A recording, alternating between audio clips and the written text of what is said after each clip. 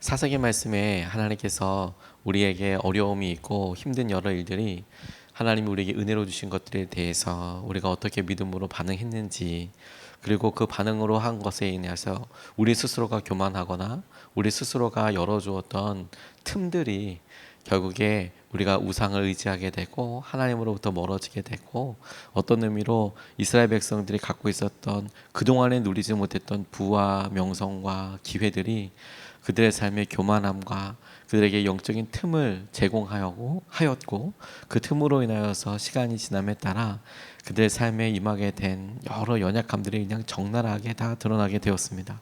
그리고 한 가지 중요한 것은 평화와 함께 그 땅에 이스라엘 백성들이 이방 사람들, 이방 신들, 왕들에 대해서 20년이건 혹은 40년이건 끊임없이 고통받는 시간을 보냈다라는 점 역시 중요합니다. 웬만해서는 하나님을 잘 찾지 않더라. 웬만해서는 어떻게든 견디거나 혹은 자기가 그렇게 사는 것이 당연하다 이렇게 생각하고 살아가더라. 오죽하면 기도하겠나 싶을 정도로 그런 긴 시간들이 이어지고 어렵고 어려워서 마침내 한 사람이 나타나서 하나님 앞에 기도하기 시작하고 울부짖기 시작하고, 마침내 사람들이 이 일에 대해서 깨어있기 시작하고 하나님의 말씀이 임하기 시작하고, 그럴 때 하나님 놀랍게 그들 가운데 바꾸어 주시는 은혜들이 있더라.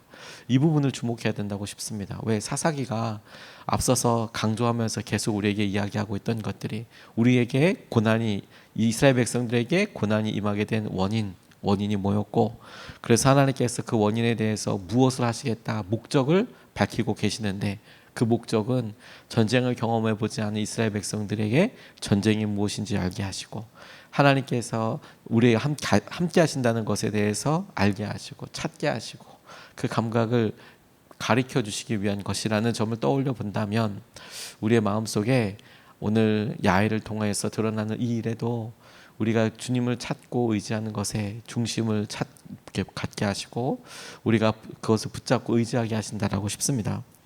드보라와 바락 대 하솔 왕 야빈과 시스라의 전쟁입니다.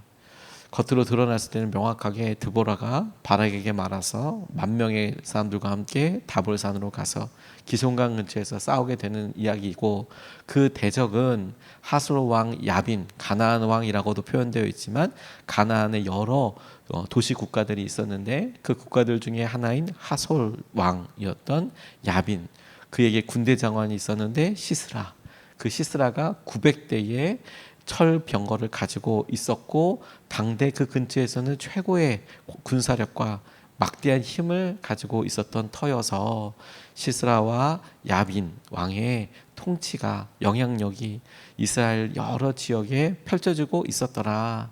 그렇게 힘들고 어려운 상황이 있어서 하나님께서 말씀하신 대로 기손 강가에서 싸우게 되었다라는 이야기입니다. 전력으로 얼핏 보면 10,000명이나 갔으니까 괜찮겠다라고 싶지만 철병거 대 싸움을 한번 생각해 보면 이건 정말 말이 안 되는 전력의 차이였습니다. 지금 이 시기가 사사 시대이고, 이 사사 시대 바로 이어져서 마지막 삼손, 사사기에 등장하는 마지막 사사로서의 삼손, 그리고 사무엘, 그 다음에 사울이 나오잖아요. 앞으로 300년 후에 400년 거의 이후에 그때의 이스라엘 백성들이 싸웠던 때의 묘사를 보면 당시에 철로 된 칼을 가지고 있었던 사람은 놀랍게도 요나단과 사울의 아들이었던 요나단과 사울밖에 없었어요. 그러니까 제대로 된 칼을 들고 싸웠던 사람이 앞으로 400년 300년 후에도 칼 들고 싸웠던 사람은 정말 높은 귀족이나 왕족밖에 없었어요. 그러면 그 당시에 뭐 갖고 싸웠나요? 다윗이 보여주잖아요. 돌팔매, 무림매 혹은 막대기, 이런 것 들고 싸웠단 말입니다. 그런데 그래서 전쟁하고 싸움할 때 어떤 사람들은 칼 들고 나오고 청동 칼 들고 나오고 그랬다는 거예요. 다윗이 골리앗과 싸우러 나갈 때에도 칼 없었어요. 골리앗과 함께 싸웠죠. 그런데 지금 그것보다도 이 400년 전에 300년 전의 싸움에 싸우고 있는 대상이 갖고 있었던 주력 무기가 뭐였냐면 철로 된 병거예요. 철로 된 병거. 이건 전쟁이 싸우면 안 되는 거예요. 철로 된 병거를 타고 오는데 나무 막대기 들고, 우리가 바로 이 시대에 같이 있었던 소모는 막대기 들고 덤볐다고 생각해 보세요. 이게 말이 되겠나? 그 전력적으로는 참 말도 안 되는 싸움이죠. 말도 안 되는 싸움. 그런데 하나님께서 이 전쟁과 이 싸움에서 승리하게 하시더라는 겁니다. 오늘 여러분 우리가 하나님께서 하실 여러 일들과 상황들 기대하고 싶은 것은 우리가 우리를 힘들게 하고 어렵게 하고 마주하고 있는 일들에 우리 자신을 비춰보니 정말 우리가 메뚜기 같이 보이고 철병과 앞에서 우리가 나무 막대기 들고 싸우는 것 같아 보일 때 하나님은 이것을 통해서 어떻게 우리에게 일하고 계시고 우리에게 당신의 뜻을 드러내시나, 이것을 우리가 좀 의지하고 보고 싶습니다. 첫 번째로 우리가 같이 이 말씀을 통해서 주목하고 싶은 것은 하나님만이 승리하게 하신다는 사실입니다. 그래서 하나님께서 말씀하신 대로 우리에게 승리가 있게 될 거예요. 그러니 우리의 마음의 중심이 하나님께 있느냐, 하나님의 말씀에 의지하고 있느냐, 그게 너무 중요한 체크 상황이자 기본이고 기준이고 중심이 되어야겠다는 거예요. 특별히 오늘 말씀에서 우리가 간절히 붙잡고 싶고 마음으로 의지하고 싶은 말씀은 14절 15절 말씀에 보면 이렇게 나와 있습니다. 드보라가 바락에게 말하였다. 자, 가십시오. 오늘이 바로 주님께서 시스라를 장군님의 손에 넘겨주신 날입니다. 주님께서 친히 그대 앞에 서서 싸우러 나가실 것입니다. 그래서 바락은 10,000명의 병력을 이끌고 다볼산에서 쳐내려갔다. 주님께서 시스라와 그가 거느린 모든 철병거와 온 군대를 바락 앞에서 칼날에 피하게 하시니 시스라가 병거에서 내려서 뛰어 도망쳤다고 상황을 이야기하고 있습니다. 병거는 당시 현대의 탱크 같은 거였어요. 그래서 전열을 이루어서 이렇게 서로 마주하고 있으면 철병거가 쭉 들어가면 전열이 갖추어져 있을 때야 같이 모여서 싸우게 되는데, 철병거가 몇 번 지나가고 나면 4분 오열됩니다. 제대로 서 있지도 못하고 길게 서여 있던 혹은 단단히 뭉쳐 있었던 이 그룹이 다 이렇게 4분 오열돼서 흩어집니다. 그러면 그 뒤에 보병들이 오면 이 전쟁이 되지 않아요. 왜냐하면 10대 1로 싸우는 것 혹은 5대 1로 싸우는 그런 결과가 돼버릴 뿐만 아니라 철병거가 지나갈 때 많은 사람들이 다치거든요. 말이 이렇게 강력하게 지나오면 사기도 꺾일 뿐만 아니라 부딪혀서 다치는 경우들이 속출하고, 일단 다치면 당시에 무슨 의학이 발달하고 혹은 그 전쟁에서 어떻게 뒤로 빠질 수 있는 퇴로가 확보되어 있는 것이 아니기 때문에 일단 다치면 전투력을 잃어버리는 상황이 되는 것이죠. 그러니까 현대 탱크같이 막 이렇게 쳐들어오는 이 야빈의 군대, 시스라의 군대는 대단한 군사력을 가지고 있었고 하나님께서 그 이스라엘 앞에 그들을 보게 하여 주셨다라는 겁니다. 그런데 바락에게 드보라가 이야기하는 거예요. 여호와 하나님께서 여러분들 앞에, 바락 당신 앞에 서서 싸우실 것이다, 이렇게 이야기하고 있는 것입니다. 그날이 승리의 날이었고 뿐만 아니라 살아계신 하나님을 놀랍게 경험하게 되는 날이었어요. 우리의 삶에 날마다 폭정이 있고 어려움이 있을 수 있습니다. 심지어 우리가 결단하고 우리가 이제는 이렇게 살아야지 말아야지라고 생각했음에도 불구하고 우리의 마음 앞에, 우리의 눈앞에 있는 사람들은 오히려 가만히 숨어서 살 때나 그냥 우리 스스로가 참지 뭐 이게 당연한 거지 뭐 이렇게 살 때에는 보이지도 않았던 철병가가 이제 눈앞에 있고, 이걸 전쟁을 해야 되고 목숨을 걸어야 되고 이게 이제 힘들어 버리는, 이제 만들어져서 새롭게 야기되는 갈등 앞에 있게 되는 거예요. 그런데 하나님께서 우리에게 주목하게 하시는 것이 뭐냐면 이 승리가 철병거에 의해서 좌지우지되는 게 아니고, 이것이 사람들의 많고 적음에 좌지우지되는 것이 아니고, 이것이 너희들 앞에 서서 싸우고 계시는 하나님께서 주관하시고 이끌어 주시는 전쟁이고 그분에게 승리가 있다라는 사실입니다. 이것이 여러분 여호수아 때 계속해서 이스라엘 백성들이 주장하고 의지하고 혹은 경험했던 전쟁과 승리 아닙니까? 하나님을 의지하고 그들 앞에 서서 마치 성막이 앞으로 가서 끊임없이 이스라엘 백성들을 인도할 뿐만 아니라 하나님께서 그들 가운데 함께 하실 때 하나님이 그들 앞에 서서 싸우시고 그들 가운데 인도하여 오셨던 장면을 그대로 사사기에서 말씀하시기를, 하나님께서 너희들 앞에 서서 이 전쟁에서 승리하게 하실 것이다. 하나님 당신을 향하여 당신을 향한 믿음과 고백과 의지함과 신뢰를 통해 당신의 놀라운 역사하심을 드러내십니다. 오늘 우리에게도 똑같이 주님께서 목적하시는 바와 하나님께서 놀랍게 우리가 함께 하시는 것이 그와 같다고 싶어요. 우리가 하나님께서 이런 전쟁에서 그들 앞에 서서 싸우시는 하나님을 말씀으로도 말씀하시고 보여주게 하시는 것처럼 이것을 통하여 이스라엘 백성들이 붙잡게 하시기 위한 교훈과 이 일을 통한 목적이 무엇이냐면 하나님이 함께 하시고 하나님이 너희들 앞에서 싸우셔. 그래서 승리하게 돼. 이걸 우리가 보면서 우리 앞에도 하나님께서 함께 하셔. 하나님이 우리 앞에서 우리 어려움을 싸우시지. 하나님께서 이 일에 우리에게 승리를 더하여 주실 거야. 이것을 보게 하시고 증인 삼아 주시고 이끌어 주시는 겁니다. 다윗이 이렇게 고백합니다. 시편 18편 29절 말씀 보면 참으로 주님께서 나와 함께 계셔서 도와주시면 참으로 주님께서 나와 함께 계셔서 도와주시면 나는 날쌔게 내달려서 적군도 뒤쫓을 수 있으며 높은 성벽이라도 뛰어넘을 수 있습니다.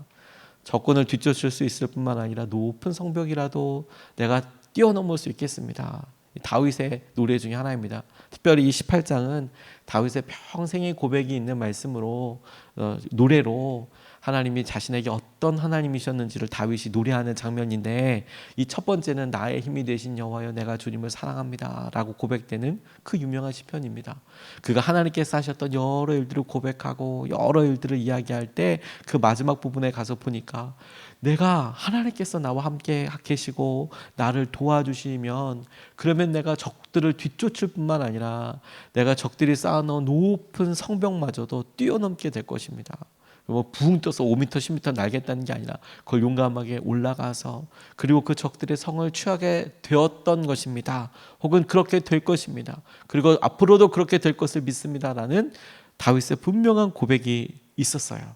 다윗이 그와 같이 하나님 앞에 놀랍게 쓰임받았던 것을 뭐라고요? 하나님께서 나와 함께 계시고 나를 도와주시면 주님 내게 그와 같은 놀라운 능력과 은혜를 더하여 주실 것을 내가 믿습니다. 오늘 하나님께서 시스라 군대, 이 군대의 철병거들 앞에서 바락에게 드보라를 통하여 붙잡고 보라고 말씀하신 것, 이스라엘 백성들에게 이 일을 통하여 상기시키고 붙잡게 하시는 것, 하나님께서 너희 앞에 서서 싸우셔서 너에게 승리가 있을 거야. 오늘 우리가 우리와 함께하고 계시는 하나님 그 놀라운 역사하심을 의지하고 담대하게 오늘도 주님을 의지할 수 있으면 좋겠습니다. 두 번째로 주목하고 싶은 것은 야엘입니다. 야엘. 이 야엘은 하나님께서 준비하신 사람이었습니다. 사사기에 등장하는 12사사 외에 중요한 역할들을 하는 사람들이 몇 명 더 등장합니다. 그리고 이 야엘이라는 사람을 드보라 시기에 함께 지금 드보라의 전쟁, 드보라와 바락이 한편, 그리고 야빈 왕과 그리고 시스라가 한편, 이 전쟁에서 앞서 바락에게 예언했던 대로 여인에게 영광이 넘어갈 것이다. 그리고 그 여인으로서 등장하는 사람이 야엘입니다. 그런데 조금 더 앞서 시기에 우리가 삼갈을 보았습니다. 삼갈, 야엘, 그리고 앞으로 몇몇 사사들을 계속 보게 될 텐데 참 이 사람들은 한 줄 내지 어떤 맥락으로 이 사람들이 뽑힌 걸까? 어떤 기준일까? 굉장히 난감할 정도입니다. 심지어 삼갈 같은 경우에는 지금 야엘에 대해서 묘사되고 있는 것보다 더 짧잖아요. 한 줄에 묘사되어 있잖아요. 소모는 막대기로 600명 이렇게 나와 있는데 야엘은 갑자기 집에 집으로 도망온 시스라를 만나서 뭐 우유 대접하고 뭐 이런 내용이 딱 나와 있고 그 야엘을 통하여서 이 어마어마한 전쟁, 회복의 전쟁, 승리의 전쟁의 결정타를 보여주고 있어요. 이렇게 이야기하고 있네요. 오늘 본문 말씀에 17절과 22절로 24절까지의 말씀을 보면 이렇게 나와 있습니다. 그러나 시스라는 뛰어서 겐사람 헤벨의 아내 야엘의 장막으로 도망쳤다. 하솔 왕 야빈과 겐사람 헤벨의 가문과는 서로 가깝게 지내는 사이였기 때문이다. 바로 그때에 바락이 시스라를 뒤쫓고 있었다. 야엘이 나가서 그를 맞으며 그에게 말하였다. 어서 들어가십시오. 장군께서 찾고 계신 사람을 내가 보여드리겠습니다. 바락이 그의 장막으로 들어가 보니 시스라가 죽어 쓰러져 있고 그의 관자놀이에는 말뚝이 박혀 있었다. 그러나 그렇게 하나님이 그날에 이스라엘 자손 앞에서 가나안 왕 야빈을 굴복시키셨다. 이스라엘 자손은 점점 더 강력하게 가나안 왕 야빈을 억압하였고 마침내 가나안 왕 야빈을 멸망시켰다라고 그렇게 설명되어 있습니다. 하나님께서 이 상황에서 몇몇 가지 이제 우리가 살펴보고 좀 평범하지 않다라는 상황들이 이렇게 띄이는 게 있습니다. 눈에 띄이는 것. 시스라가 헤벨의 장막으로 간 게 아니고 헤벨의 아내였던 야엘의 장막으로 도망쳤다라는 사실도 좀 특별하게 다가왔어요. 왜냐하면 친분이 있었던 것은 헤벨이라는 사람이었는데 부부가 똑같지라고 생각하지만 가만히 아무리 이 장면을 생각해봐도 여성이 살고 있는 혹은 여성이 중심으로 살고 있는 안가 혹은 우리로 말하면 안방이겠죠. 여성이 살고 있는 장막으로 도망쳤을 때 아무리 친하다고 하더라도 어떤 기분이었을까? 야엘이 느끼게 되는 어떤 압박감 혹은 이런 두려움에 대해서도 떠올려 볼 수 있게 됐고, 또 시스라와 야빈의 어떤 관계에 있어서 말씀은 하솔 왕이 야빈이었다고 이야기를 하는데, 하솔이라는 나라의 왕이 야빈이었다고 이야기를 하는데, 그에게 군대 장관이 있어서 시스라를 이야기하는데, 그 철병거 900대는 900승은 시스라의 것이라고 또 이야기를 하니, 그러니까 마치 야빈이 왕인데 시스라가 실세인 것처럼 이야기를 하고, 시스라가 죽고 나니 야빈 왕, 가나안 땅이라고 나와 있는데 이 야빈이 다스렸던 이 나라가 또 무너졌다고 이야기를 하는 걸 보면 야빈과 시스라의 관계가 이게 좀 되게 애매하다고도 싶어요. 근데 어떤 사료들이 많이 남아있지는 않습니다.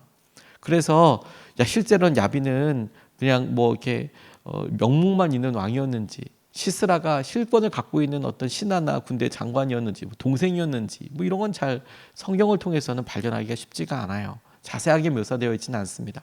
그래서 헤벨이 왕이랑은 친했지만 시스라랑은 또 어떤 관계였는지 이런 걸 묻고 싶은 것이 굉장히 많지만 그렇게 등장하고 있지는 않습니다. 그런 의미에서 하나님께서 야엘에게 하셨던 이 일이 정말 무슨 섬처럼, 이런 부분도 생각해 볼 수 있고 이렇게도 이렇게 생각해 볼 수 있겠지만, 어떤 경우라도 이 야엘이 했던 행동들에 대해서 어떤 명확하고 시원한 답을 내기가 참 쉽지 않아요. 오히려 이 성경이 주목하고 있는 그냥 그대로를 바라보면 갑자기 시스라가 왔고 시스라를 안심시켜서 재우고 그를 죽였다, 이렇게 나와 있는 것이죠. 그리고 야엘의 어떤 삶을 봤을 때 어떻게 능력이랄까, 그녀가 어떤 힘이 있었다, 평소 때 지혜로웠다, 이렇게 생각될 부분도 없어요. 심지어 하나님께서 그에게 역사하셨다, 말씀하셨다라고도 성경이 어떤 증거하고 있지도 않네요. 쳐들어왔고, 그냥 쳐들어오듯이 왔고 그 시스라를 잡아서 죽였다. 그리고 이 전체 얘기에서 우리가 붙잡을 수 있는 것은 하나님께서 이 전쟁의 영광을 한 여인에게 주기로 하셨다. 그리고 그렇게 이야기했던 것은 바락과 이야기했을 그 이후였다라는 점을 보면, 이 야엘은 하나님께서 주도하시는 이 전쟁에서, 하나님께서 이끌어 가시는 이 전쟁에서 하나님께서 사용하신 하나님의 전권적이고 주권적인 손길에 붙잡혀서 사용된 사람이구나. 그리고 이와 같은 사실이 사사기 전체 맥락을 통해서도 우리에게 깊이 다가오는 것입니다. 어떤 능력과 어떤 외적인 가치와 우리가 다른 사람에게 자랑할 만한 무엇으로 쓰임받는 것이 아니고, 하나님께서 당신의 계획과 당신께서 원하시는 일을 통하여 선택하시고 그 사람을 쓰시더라. 그리고 그 사람의 일이 오늘 이 야엘이 평소 때 했던 것처럼 우유를 떠다 먹이고 사람을 재우고 안심시키고 하는 이 일을 통해서 쓰임받는 것처럼 하나님께서 하시는 여러 때에 쓰임받게 되는 사람도 있더라. 이 전쟁의 중심이 그렇게 돌아가더라. 이것이 우리에게 하나님께서 주신 영적인 안심과 도전을 한다고 싶어요.